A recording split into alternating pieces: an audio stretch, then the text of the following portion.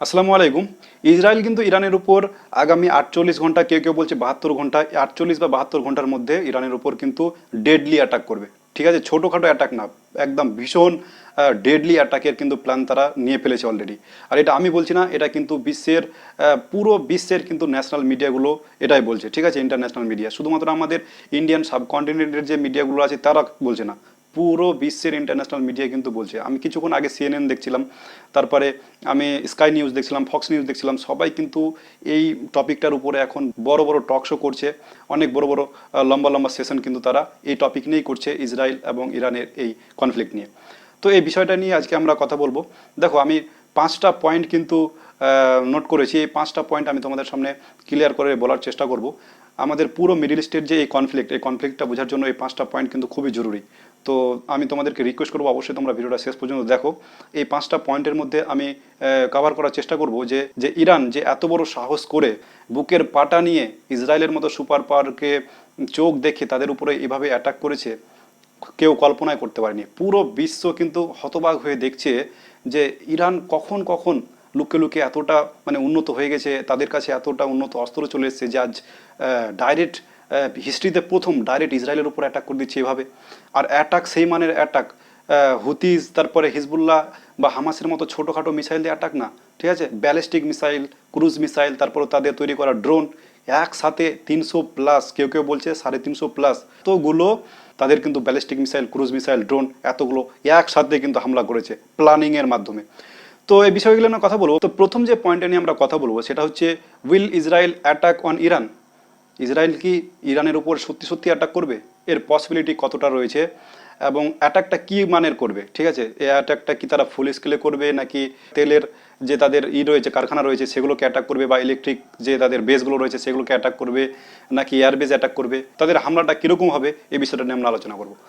তো দেখো, আমার যেটা মনে হচ্ছে, জ্ঞান হওয়ার পর আমি যতটা দেখি, যতটা আমি চিনতে পেরেছি ইসরায়েলকে, ইসরায়েল কিন্তু ভাই থামবে না। কারণ পুরো বিশ্বে এখন তাদের নাক কেটে গেছে। ঠিক আছে, ইসরায়েল ভাবতেও পারেনি যে তাদের তৈরি ফাঁদে তারা নিজেরাই পড়ে যাবে। ইসরায়েল স্বপ্নেও ভাবতে পারেনি যে ইরান তাদের উপরে অ্যাটাক করবে ডাইরেক্ট, তাও আবার এই মানের, এই পরিমাণে অ্যাটাক করবে। পুরো বিশ্ব জুড়ে এখন শুধুমাত্র এই ইরান ইসরায়েলের এই কনফ্লিক্ট নিয়ে ব্যস্ত। আর ইসরায়েলের কিন্তু পোল খুলে গেছে ভাই, কারণ যুদ্ধের সূচনা তো ইসরায়েলই করেছে না। ইউএনের যে চার্টার রয়েছে সেখানে আর্টিকেল 15-এ কিন্তু ক্লিয়ারলি বলা আছে যে যে কোনো দেশের অ্যাম্বাসিতে যদি অন্য কোনো দেশ আক্রমণ করে তো সেটা সরাসরি সেই দেশের উপর আক্রমণ বলে মানা হবে। এটা একদম আর্টিকেল 15-এ বলা আছে। এরপর ভিয়েনা কনভেনশনে সেখানে কিন্তু বলা আছে। তো ইন্টারন্যাশনাল যে যুদ্ধের লগুলো আছে সেখানে কিন্তু সমস্ত ল ফলো করেই, ঠিক আছে, সমস্ত ল মেনে কিন্তু ইরান এই অ্যাটাকটা করেছে প্ল্যানিংয়ের মাধ্যমে। ইসরায়েলের মতো না যে মাসুম ফিলিস্তিনিদের উপর গভীর রাতে ডেডলি অ্যাটাক করে একসাথে হাজার হাজার ছোটো ছোটো বাচ্চা, ছেলে মেয়ে, মহিলাদেরকে মেরে ফেলে দেবে। ইরান কিন্তু বুঝদিল না, ইরান কিন্তু এরকম করেনি। ইরান সময় দিয়েছে, পুরো পৃথিবীকে জানিয়ে তারপরে কিন্তু অ্যাটাক করেছে। 1 এপ্রিলে ইরানের অ্যাম্বাসির উপর অ্যাটাক হয়েছে, তারপরে ইরান অ্যাটাক করছে কখন? 13 তারিখ রাত্রিবেলা। তো দেখছেন 12 দিন টাইম ছিল, পুরো বিশ্বকে জানিয়ে দিয়েছে। 72 ঘন্টা আগে ইরান বলছে যে আমি আমার যতগুলো পড়োশি দেশ আছে সবাইকে আমি জানিয়ে দিয়েছি যে আমি অ্যাটাক করব। ইরানের বর্ডার লাগাও যতগুলো মিডল ইস্টের কান্ট্রি আছে সেখানে যে মানে জাহাজ চলাচল করে তাদের এয়ার স্পেসে, সেগুলো কিন্তু বন্ধ করতে বলেছিল ইরান যে আমরা অ্যাটাক করব।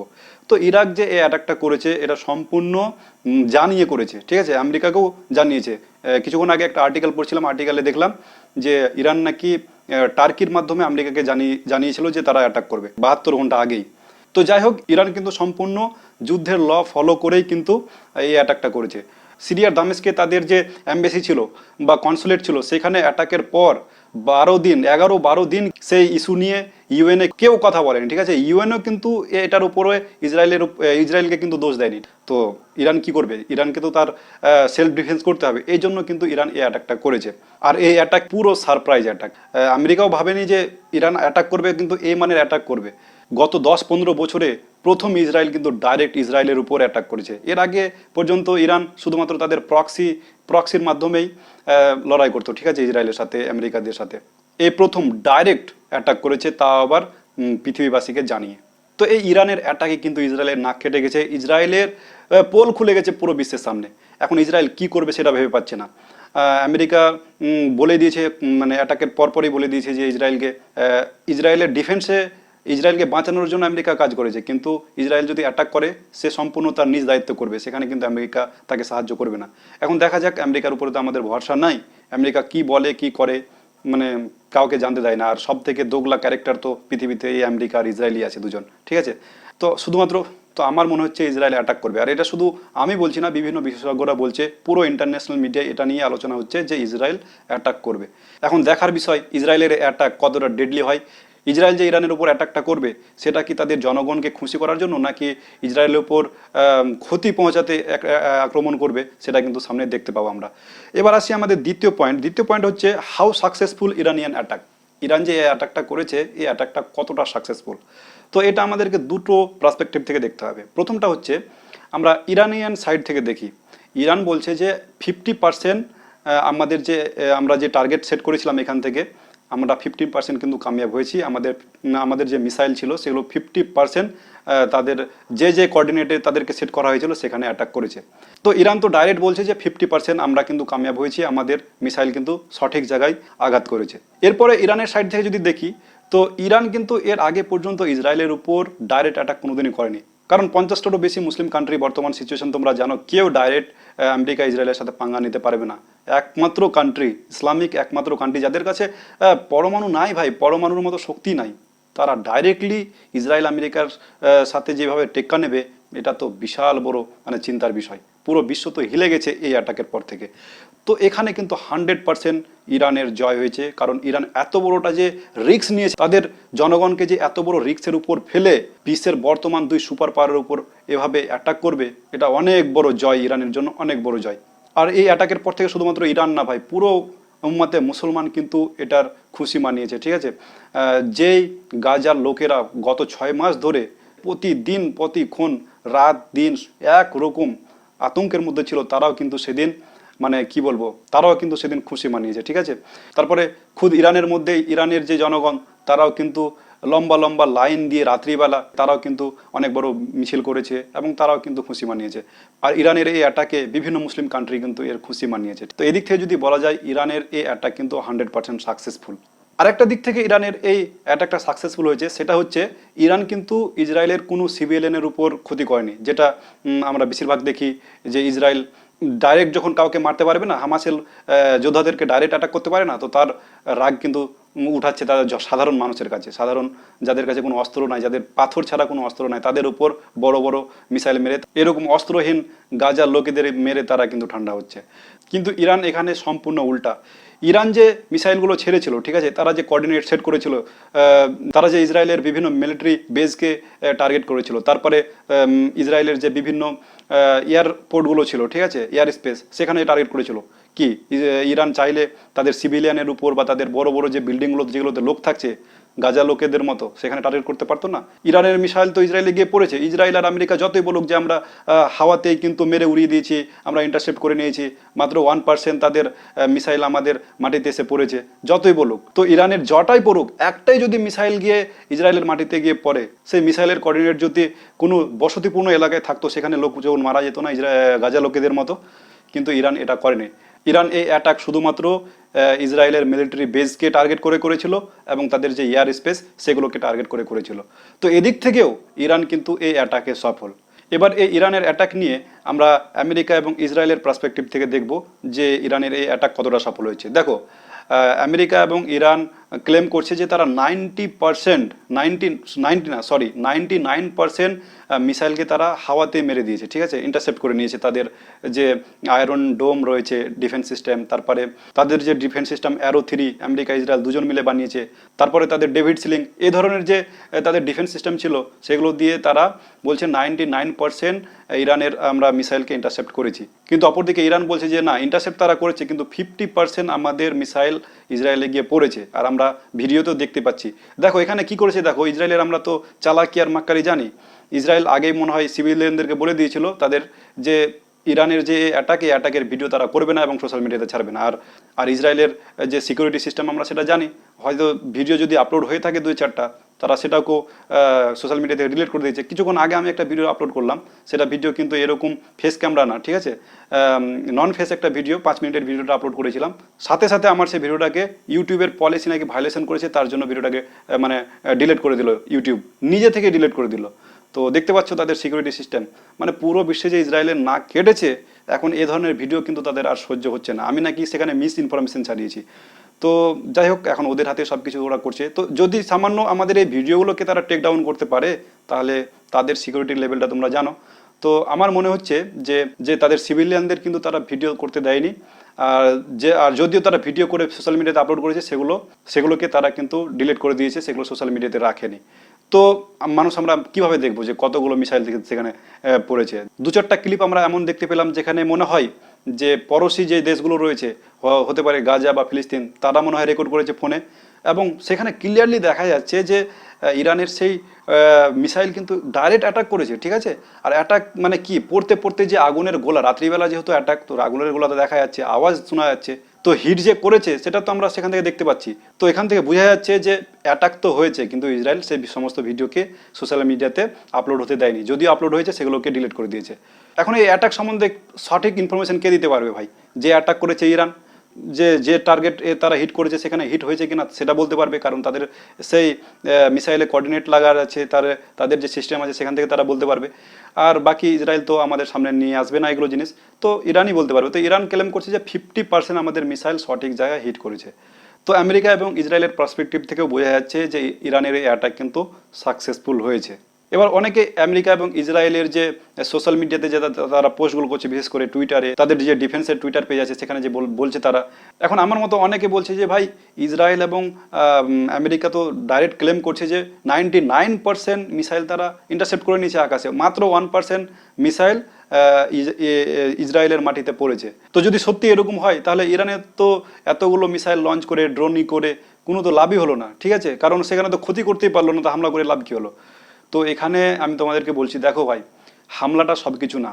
প্রথম কথা এখানে দেখতে হবে যে হামলা করার যে এই জরুরতটা ইরান দেখিয়েছে, এটাই হচ্ছে সব থেকে বড়, এই সাহসটাই হচ্ছে সব থেকে বড় জয় এখন বর্তমানে ইরানের। পুরো বিশ্বের মানুষ, শুধুমাত্র মুসলিমরা না ভাই, পুরো বিশ্বের যতগুলো ধর্মের লোক আছে, সবাই ইরানের এই সাহসকে সালাম জানাচ্ছে। যে ইরান কখন কখন এতটা শক্তিশালী হয়ে গেল লুকিয়ে লুকিয়ে, যে এখন আমেরিকা ইসরায়েলের মানা সত্ত্বেও জো বাইডেনের মানে অ্যাটাকের আগে জো বাইডেনের যে ক্লিপটা ভাইরাল হয়েছিল, ডাইরেক্ট জো বাইডেন বলছে যে ইরান যেন অ্যাটাক না করে, তা সত্ত্বেও ইরান যে অ্যাটাকটা করেছে, এটাই তো সব থেকে বড় ব্যাপার, ঠিক আছে, এটাই তো ইরানের জন্য সব থেকে বড় জয়। এর থেকে তোমরা কি চাইছো? আর আরেকটা কথা, যদি 99% মিসাইলকে ইন্টারসেপ্ট আকাশে করা হয়, তাহলে এর কস্টটা দেখো। দেখো, ইরান একটা এস্টিমেট দিয়েছে যে তাদের যে 300-350 তারা যে মিসাইল ড্রোন এগুলো ছেড়েছে, তার কস্ট হচ্ছে 60 মিলিয়ন, আই থিঙ্ক 66 মিলিয়নের আশেপাশে, $66 মিলিয়ন। এবার এই যে সামান্য $66 মিলিয়ন আপনার এই মিসাইল ড্রোন এগুলোকে ইন্টারসেপ্ট করার জন্য আমেরিকা, ইসরায়েল, ফ্রান্স, ব্রিটেন, এতগুলো সুপার পাওয়ার কান্ট্রি, 1 থেকে 10 নম্বরে যদি মিলিটারি তালিকা করা যায়, সেখানে দেখা যাচ্ছে টপ লেভেলের 5-6টা কান্ট্রি মিলে ইরানের এই সামান্য মিসাইলগুলোকে ইন্টারসেপ্ট করে তারা যে খরচাটা বলছে, তারা তো এক্স্যাক্টলি বলবে না, তাও যেটা বলছে সেটা দেখে তো মানুষের চমকে যাচ্ছে ভাই। ক্ষতি হয়নি মানে ডাইরেক্ট তোমার জমিনে ক্ষতি না হোক, টাকাতে তো ক্ষতি হয়েছে। আর ইরান তো ক্লিয়ারলি বলেছে যে আমরা কোনো সিভিলিয়ানকে আমরা টার্গেট করিনি, আমাদের টার্গেট ছিল তাদের এয়ার বেস, তাদের মিলিটারি যে বেসগুলো ছিল সেগুলো টার্গেট করেছি।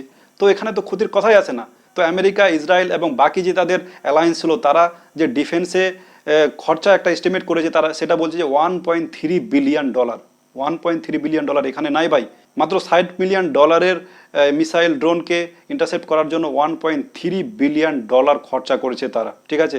তারা যে ইন্টারসেপ্ট করার জন্য যে ধরনের ডিফেন্স সিস্টেম ইউজ করছে, সেখান থেকে তো রকেট ছেড়ে তারপরে সেই রকেটটাকে আকাশে মারছে। তো সেই রকেটগুলো তো এমনি এমনি আসে না, এক একটা রকেটের প্রচুর দাম, সেই রকেটগুলোর দামও কিন্তু কস্টলি। তো 1.3 বিলিয়ন তো তারা স্বীকার করেছে, আমার মনে হচ্ছে এর ডবল বা 3 ডাবলও হতে পারে, কারণ সঠিক ডেটা কোনো সময় ইসরায়েল আর আমেরিকা কিন্তু আমাদের সামনে করে না। তো আমার যেটা মনে হচ্ছে, তারা 1.3 বিলিয়ন স্বীকার করছে, আমার মনে হচ্ছে এর থেকে ডবল, মোটামুটি 3 বিলিয়নের কাছাকাছি, মাত্র $66 মিলিয়ন এই ইরানের মিসাইলকে ইন্টারসেপ্ট করার জন্য তাদের $3 বিলিয়ন মতো খরচা হয়েছে। তো এখানে তো তাদের ক্ষতিটা হয়েছে না, ক্ষতিটা ডাইরেক্টলি না হয়ে অর্থের ক্ষতি হয়েছে, এটাই অনেক বড়। তো সব দিক থেকে যদি আমরা দেখি, তাহলে ইরানের এই অ্যাটাক কিন্তু সাকসেসফুল ইরানের জন্য। আর এদিক থেকে আমেরিকা, ইসরায়েল যতই ক্লেম করুক যে সাকসেস হয়নি, আমরা মানুষ এতটা মূর্খ না, পুরো বিশ্বের মানুষ এতটা মূর্খ না, ঠিক আছে, মানুষও বুঝে গেছে যে হ্যাঁ ভাই প্রচুর কিন্তু কষ্ট এসেছে পড়েছে তাদের উপর। এরকম মানুষের ধরো জীবন যায়নি, ঠিক আছে, কারণ ইরান তো অ্যাটাকের পরপরই বলে দিয়েছে যে আমরা কোনো সিভিলিয়ানকে টার্গেট করিনি। তো মানুষের উপর তো অ্যাটাক হওয়ার কোনো প্রশ্নই আসে না। তো যেটুকু অ্যাটাক হয়েছে অর্থের অ্যাটাক হয়েছে। তো এদিক থেকে ইরানের এই অ্যাটাক কিন্তু দুদিক থেকেই সাকসেসফুল। এরপর 3 নম্বর যে পয়েন্টটা নিয়ে কথা বলবো সেটা হচ্ছে ইরানের এই অ্যাটাকের পেছনে ইরানের মাকসাদ কি, ইরানের পারপাস কি এই ধরনের অ্যাটাক করার জন্য। দেখো ভাই, এটা নিয়ে যদি বলি তো অনেক এটা নিয়ে একটা আলাদা ভিডিও তৈরি হবে, কিন্তু আমি সংক্ষেপে বলি, যেহেতু এই পয়েন্টটাও আমি নোট করেছি, সংক্ষেপে তোমাদেরকে বলছি। দেখো, আমার যেদিন থেকে জ্ঞান হয়েছে সেদিন থেকে আমি শুনে আসছি যে ইরান না সরি ইসরায়েল ইরানের এই সেনাপতিকে মেরে দিয়েছে, এই জেনারেলকে মেরে দিয়েছে, ইরানের সেখানে অ্যাম্বাসিতে হামলা করে দিয়েছে, তাদের সায়েন্টিস্টদেরকে মেরে ফেলে দিয়েছে। কদিন আগে যে কাসিম সুলেমানি ছিল সে তাকেও ডাইরেক্ট ড্রোন অ্যাটাক করে মারা হয়েছে। প্রতিনিয়ত মাসে অন্তত 2 থেকে 3 বার এই ধরনের নিউজ আসে যে ইসরায়েল নিজের মানমানি করে ইরানের উপর অ্যাটাক করছে। এখন কথা হচ্ছে ধৈর্যের একটা সীমাবদ্ধতা আছে ভাই, ধৈর্যের একটা লিমিট আছে। এতদিন ইরান জবাব দেয়নি কারণ ইরান সে ক্যাপাবল ছিল না, কারণ কারণ ইসরায়েলের বাপ আমেরিকা বিভিন্নভাবে আমরা জানি কত রকমের যে স্যাংশন লাগিয়ে রেখেছে। আরে ভাই, ইরানের যে তেল, কাঁচা তেলটা যে তাদের জমিন থেকে উঠছে সেটাকেও মানে সেল করতে দেয় না, তাদের পুরো বিশ্বে সেটাকেও সেল করতে দেয় না। এত ধরনের স্যাংশন তাদের উপরে লাগিয়ে রেখেছে। এত কিছু সীমাবদ্ধতার মধ্য দিয়েও ইরান যে চুপি চুপি এই পজিশনে এসেছে, তাদের যে ড্রোন মিসাইল এতটা ক্যাপাবল হয়েছে, এখান থেকে তোমরা বুঝতে পারছো যে তাদের মাকসাদটা কি। আমি শুধুমাত্র আমি না, আমি কিছুক্ষণ আগে সিএনএন থেকে একটা মানে পডকাস্ট শুনছিলাম, সেখানে একজন আমেরিকার জেনারেল আছে, মানে এক্স জেনারেল, এখন রিটায়ার্ড পারসন। তো সে বলছিল যে এই যে ইরানের এই অ্যাটাকের পিছনে তাদের মাকসাদ দুনিয়াবাসীকে জানান দেওয়া যে ইরান এখন সেই ক্যাপেবল হয়েছে। এখন মানে যে কেউ এসে ইরানের উপর ডাইরেক্ট আর অ্যাটাক করতে পারবে না, ঠিক আছে। এতদিন ইরান সে ক্যাপেবল ছিল না, তার জন্য ডাইরেক্ট কারোর উপর অ্যাটাক করতে পারতো না, তারা প্রক্সির মাধ্যমে তাদের সাথে লড়াই করতো, যেমন হুতি গ্রুপের মাধ্যমে, হিজবুল্লার মাধ্যমে, সিরিয়াতে তাদের যে সৈন্যবাহিনী আছে সেটার মাধ্যমে প্রক্সিতে যুদ্ধ করতো। কিন্তু ইরান এখন মানুষকে এটা দেখালো, পৃথিবীবাসীকে দেখালো যে আমরা সেই ক্যাপেবল এখন হয়েছি, ঠিক আছে। যতই আমাদের উপর স্যাংশন থাকুক, আমরা এখন এই ক্যাপেবল হয়ে গেছি যে ইসরায়েলকে কিন্তু মানে কি বলবো, কিলের জবাব লাথ দিয়ে দিতে পারবো, ঠিক আছে, কিলের জবাব লাথি দিয়ে দিতে পারবো, এই ক্যাপেবল হয়েছি এখন। এই জন্য এটা একটা মেসেজ দুনিয়াবাসীর জন্য। তো এটাই হচ্ছে মেন মাকসাদ। শুধুমাত্র আমি বলছি না, এটা বিভিন্ন বিশেষজ্ঞরা বলছে যে ইরানের এটাই মেসেজ, দুনিয়াবাসীকে মেসেজ দেওয়া যে আমেরিকা আর ইসরায়েল এখন চাইলেও ইরানের উপর সেরকম আর মানে মন হবে তাদেরকে মেরে দেবো, মন হবে তাদের সায়েন্টিস্টকে উড়িয়ে দেবো। তারা এখন কিন্তু ইরান কিন্তু এখন নিউক্লিয়ার প্রজেক্ট নিয়ে কাজ করছে, ঠিক আছে, পারমাণবিক বোমা এখন কিছুদিনের মধ্যে তারা তৈরি করে ফেলবে। এখন এই অ্যাটাকের মাধ্যমে ইসরায়েল এবং আমেরিকাকে সতর্ক করে দিল, দেখো ভাই, আমাদের টেরিটরিতে তোমরা আক্রমণ করলে আমরা আর ছেড়ে কথা বলবো না, ঠিক আছে। তো এটাই তো মাকসাদ ভাই, আমার যেটা মনে হচ্ছে এটাই এখন ইরানের মাকসাদ ছিল এই অ্যাটাকের। কারণ কেউ যদি অ্যাটাক করে তো এভাবে কি ঢোল পিটি অ্যাটাক করে পুরো পৃথিবীবাসীকে জানিয়ে ঢোল পিটি অ্যাটাক করবে যে আমরা অ্যাটাক করছি, 72 ঘন্টা 48 ঘন্টার মধ্যে অ্যাটাক করবে ইসরায়েলের উপর। আর ইসরায়েল শুধুমাত্র ইসরায়েল না, ইসরায়েলের যতগুলো অ্যালায়েন্স সাথী আছে সবাই একসাথে মিলে ডিফেন্সের জন্য। এটা হচ্ছে খোলাখুলি একটা মেসেজ পুরো পৃথিবীবাসীর জন্য যে পারিস তো আমাদের এই হামলাকে ঠেকা। তো ফাইনালি আমার মনে হচ্ছে যে ইরানের এই অ্যাটাকটা বিশ্ববাসীর জন্য একটা মেসেজ, সাথে ইসরায়েলের জন্য মেসেজ, আমেরিকার জন্য মেসেজ, যে তোমরা এখন চাইলে আমাদের উপর আর অ্যাটাক করতে পারবে না। আর এই অ্যাটাকের পারপাস আরেকটা, সেটা হচ্ছে ধরো এতদিন ধরে যে ইসরায়েল তাদের জেনারেলদেরকে মেরে এসছে, আইআরজিসির টপ লেভেল কমান্ডারদেরকে মেরে দিয়েছে, কাসিম সুলেমানির মতো নেতাকে মেরে দিয়েছে, তাদের মানে পারমাণবিক যে এখন যে পরমাণু বোমা তৈরি করছে সেই বোমা তৈরি করার যে প্রজেক্টে যে তাদের সায়েন্টিস্টরা ছিল তাদেরকে মানে কি বলবো ইন্টেলিজেন্স দিয়ে মেরে দিচ্ছে। তো তারা তো মুখ বুঝে সহ্য করেছিল, কারণ সে সময় তারা ক্যাপাবল ছিল না। সে সমস্ত অ্যাটাক তারা মুখ বুঝে সহ্য করেছিল। সাথে ইরানিয়ান জনগণও ভাবছিল যে ব্যাপার কি ভাই, আমরা কতদিন এভাবে মুখে মুখে শুধুমাত্র তাদেরকে জবাব দেবো, কখন আমরা সে ক্যাপাবল হব যে তাদেরকে ডাইরেক্ট অ্যাটাক করে দেখাতে পারবো। তো ইরান কিন্তু এই মাকসাদটার জন্য মনে হয়, আমার যেটা মনে হচ্ছে, তারা এই মেসেজটা দেওয়ার জন্য অ্যাটাকটা করেছে ডাইরেক্ট খোলাখুলি, যে না ভাই, আর আমরা মুখ বুঝে এই সমস্ত কিছু সহ্য করবো না, এতদিন যা মেরেছো যা ক্ষতি করেছো, এখন কিন্তু আমরা মানে রিটেলিয়েশনের জন্য সবসময় রেডি। তো এটা হচ্ছে তাদের এই অ্যাটাকের পেছনের মাকসাদ। এই জিনিসগুলো আলোচনা করতে করতে ভিডিওটা একটু লং হয়ে যাচ্ছে, আমি তোমাদেরকে অনুরোধ করব। আর দুটো পয়েন্ট আছে, তো এই দুটো পয়েন্ট বলে আমি কিন্তু আমার এই ভিডিওটা শেষ করব। জানি না এই ভিডিওটাও ইউটিউব উড়িয়ে দেবে না রাখবে, যদি রাখে তাহলে আমি ওর আর একটা ভিডিও মানে তৈরি করব শুধুমাত্র ইসরায়েলের উপর, ঠিক আছে, যে ইসরায়েল কি কি করতে পারে সামনে সেটার উপর। তো চলো এরপরে যে আমাদের পয়েন্ট আছে 4 নম্বর পয়েন্ট, 4 নম্বর পয়েন্ট খুবই ইম্পর্টেন্ট পয়েন্ট, আর সেটা হচ্ছে যে আমেরিকা কেন এখন ইসরায়েলকে মানা করছে ডাইরেক্টলি ইরানের সাথে যুদ্ধের জন্য, যুদ্ধে লিপ্ত হওয়ার জন্য কেন আমেরিকা মানা করছে। তো আমেরিকার এই মানার পিছনে শুধু একটা কারণ নয় ভাই, 3-4টা এর পিছনে কারণ আছে। প্রথম কারণ হচ্ছে অলরেডি গত 1-1.5 বছর ধরে আমরা দেখতে পাচ্ছি যে দুই জায়গায়, বিশ্বের দুই জায়গায়, মেন দুই জায়গায় কিন্তু যুদ্ধ চলছে, ঠিক আছে। একদিকে রাশিয়া ইউক্রেনের যুদ্ধ চলছে, সেটা 1 বছর পেরিয়ে গেল, কাছাকাছি 1 বছর। এরপরে 6 মাস ধরে চলছে আমাদের গাজা আর ইসরায়েলের যুদ্ধ। দুই জায়গায় অলরেডি কিন্তু এই ধরনের যুদ্ধ চলছে। একদিকে রাশিয়ার বিরুদ্ধে ইউক্রেনকে পুরো ওয়েস্টের সাপোর্ট, আমেরিকার পাশাপাশি পুরো ওয়েস্টের সাপোর্ট, আবার এইদিকে ইসরায়েলকে আমেরিকার সাপোর্ট। তো আমার মনে হচ্ছে আবার যদি ইসরায়েল আর ইরানের সাথে লেগে যায়, ইরান তো আর ছোটোখাটো দেশ না গাজার মতো যে ইসরায়েলের চোখ দেখানো তো ভয় খেয়ে যাবে। তো আমেরিকা বুঝে গেছে যে একসাথে এতগুলো জায়গায় জড়ালে হবে না। দেখা গেল যে চীন তাইওয়ানের উপরে কালকে হামলা করে দিল, তো আমেরিকা কোন দিকে থামবে আর কোন দিকে রাখবে। তো এই সবগুলো দিক দেখে আমেরিকা ইসরায়েলকে মানা করছে যে এখন রিটালিয়েশন করা যাবে না।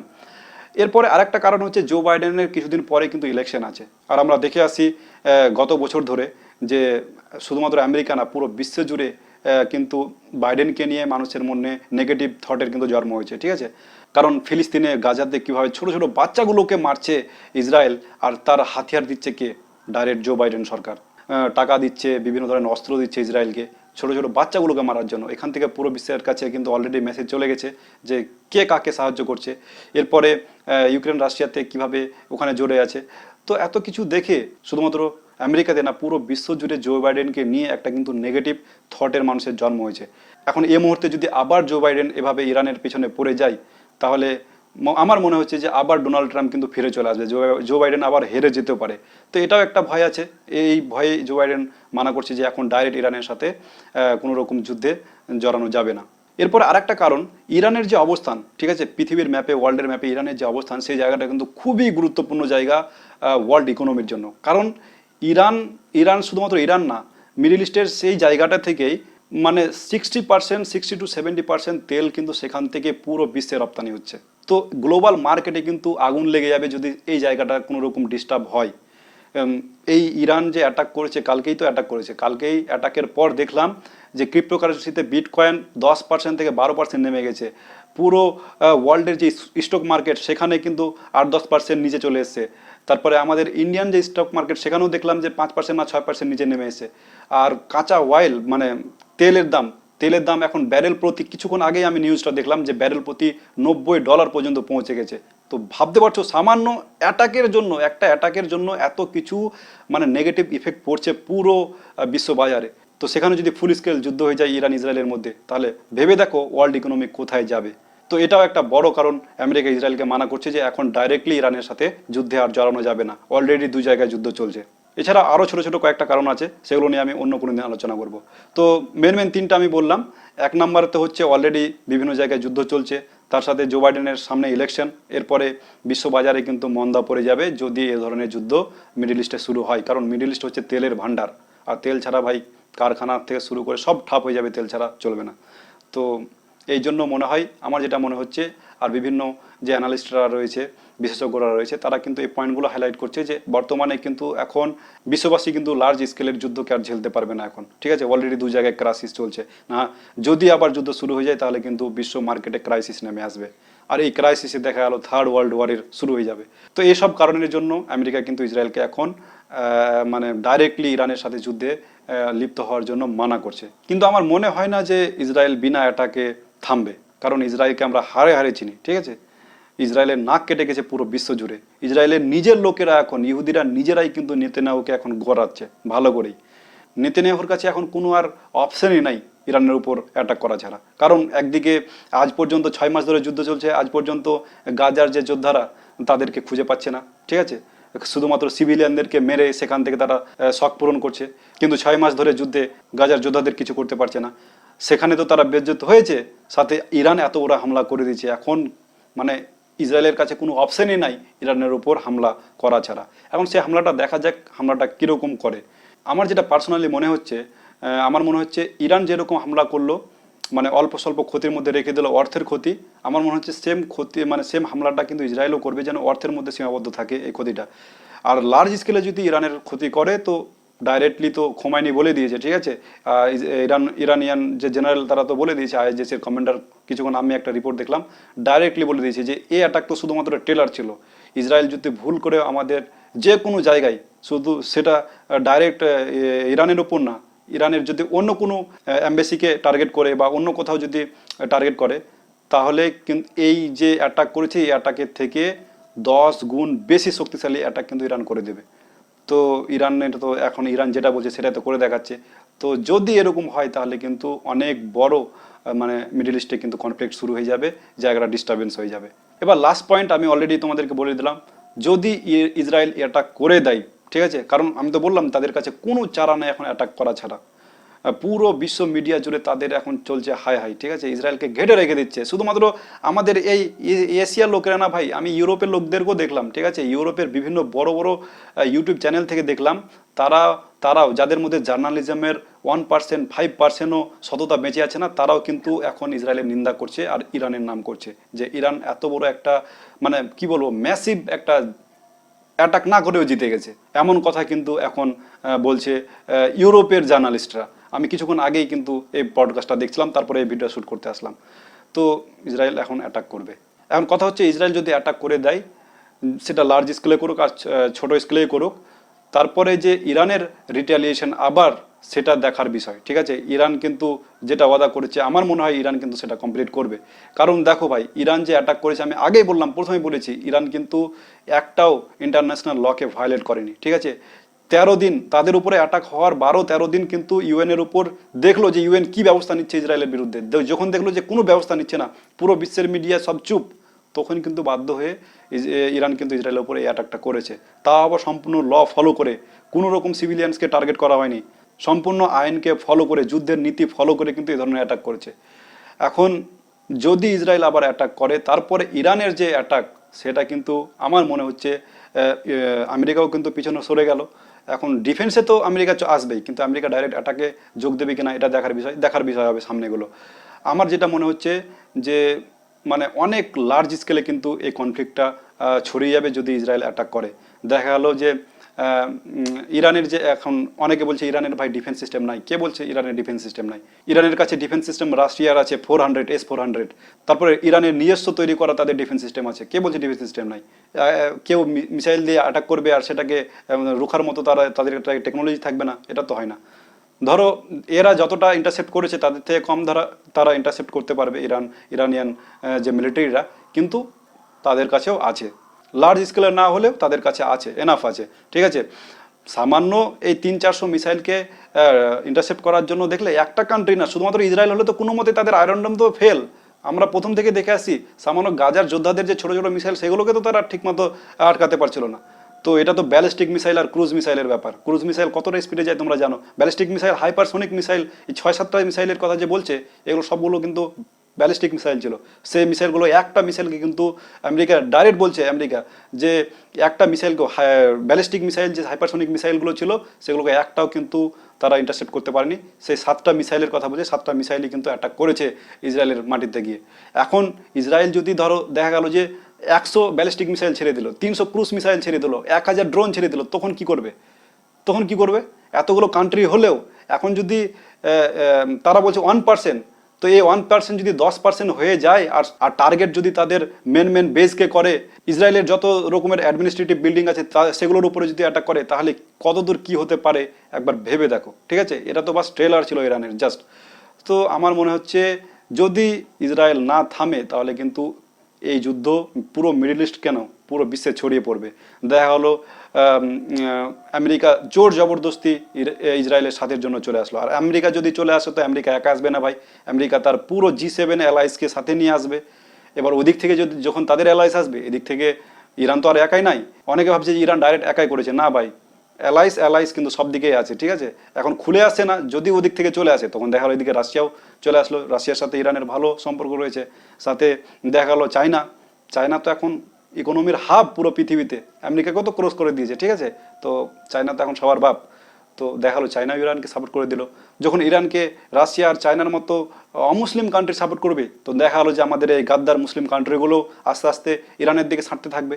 মানে যদি ইসরায়েল এই অ্যাটাকটা করে, তো আমার মনে হচ্ছে অনেক লার্জ লেভেলে এই যুদ্ধটা ছড়িয়ে পড়বে। তো আজকের ভিডিওটা অনেক লম্বা হয়ে গেল। 5টা পয়েন্ট আমি নোট করেছিলাম, 5টা পয়েন্ট নিয়ে তোমাদের সামনে কথা বললাম। ফার্স্ট টাইম আমি ইউটিউবে এই ধরনের ভিডিও বানাচ্ছি, তাও আবার ক্যামেরা ফেস করে। তোমরা ইতিমধ্যে বুঝতে পেরেছো যে আমার বলার মধ্যে নার্ভাসনেস আছে, ঠিক আছে, আমি আটকে আছি মাঝে মধ্যে।